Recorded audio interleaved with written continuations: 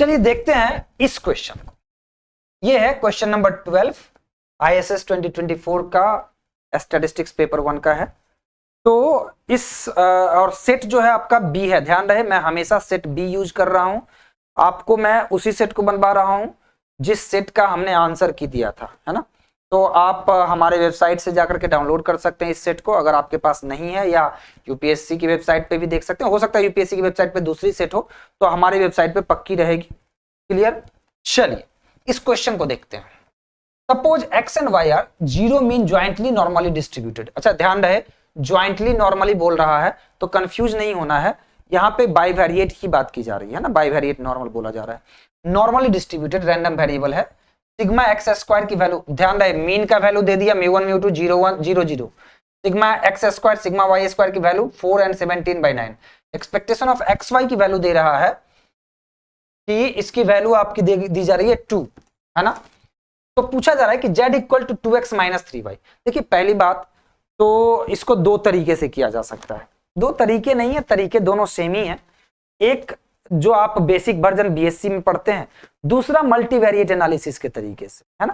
कि अगर मैं ये कहूं कि x का वैल्यू मैं कह दूं कि लो x जो है ना, सपोज x लिख लो और x equal to nothing but x y हो गया, तो हम कह सकते हैं कि z इक्वल टू ax।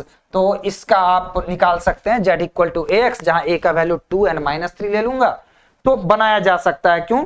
तो हमें पता है कि then z follow normal with mean, है ना, n2 with mean a mu and variance a sigma a dash, है ना।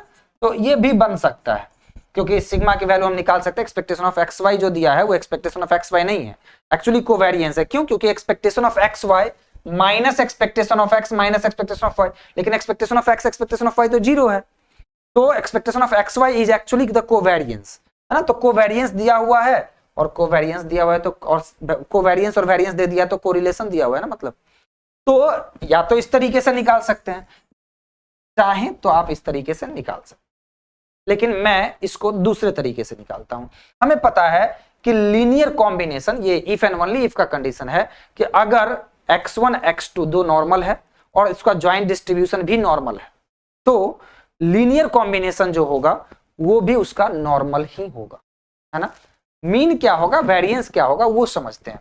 कहता है कि अगर x follows normal μ1 sigma 1 square, y follows normal μ2 sigma 2 square, then ax plus by क्या follow करता है, नॉर्मल, और मीन क्या हो जाता है a μ1 प्लस b μ2। अब सवाल है μ1 μ2 यहां जीरो है, वो दूसरी बात है, एंड प्लस जो सिग्मा होगा वो आपका सिग्मा स्क्वायर आ जाएगा। तो मैं सिग्मा स्क्वायर लिख देता हूं या सिग्मा जेड स्क्वायर इसको लिख देता हूं, है ना, क्योंकि इसी को मैं जेड कहने वाला हूं। तो अगर मैं इसको जेड कहता हूं तो जेड फॉलो करेगा नॉर्मल। यहां पे अपने केस में ये तो ऑटोमेटिक जीरो है, सिग्मा जेड स्क्वायर निकाल लेते हैं। सिग्मा जेड स्क्वायर की वैल्यू होती है a square sigma 1 square b square sigma y square and plus 2ab, है ना। तो इसको सॉरी यहां सिग्मा y नहीं सिग्मा 2 हो जाएगा आपको, है ना, क्योंकि हमने सिग्मा 1 सिग्मा 2 लिया है। तो sigma 2 square and plus 2ab, है ना, समझिए। और यहां पे 2ab के बाद आप कोवेरिएंस लिख सकते हैं डायरेक्टली, है ना। रो सिग्मा 1 सिग्मा 2 को डायरेक्टली आप कोवेरिएंस कह सकते हैं, covariance of x comma y, है ना।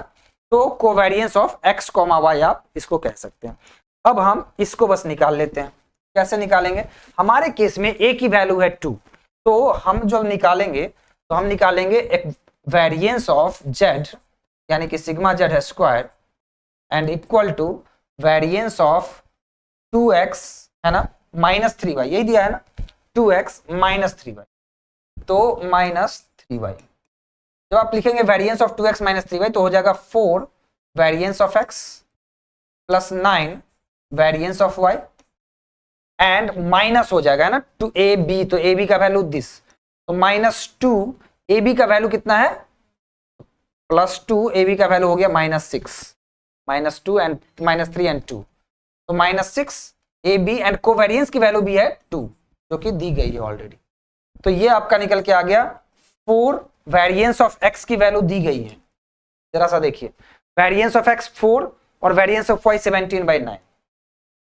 तो वेरिएंस ऑफ एक्स हो गया आपका 4 प्लस 9 इंटू 17/9, ठीक है, और ये हो गया कितना -24, ठीक है। तो ये हो गया 16, ये हो गया प्लस 17 और ये हो गया -24। अगर आप इसको सही से देखेंगे तो ये हो गया आपका 33 -24 यानी कि 9, है ना। तो Z फॉलो करता है नॉर्मल 0,9, जिसकी वैल्यू, जिससे आपका हो जाएगा FZZ equal to 1/√2 sigma square ना। तो अगर रूट अंडर के अंदर में ही रखते हैं तो 2 और सिग्मा स्क्वायर, तो 18 पाई e⁻⁻² Z² 2 sigma square which is 18।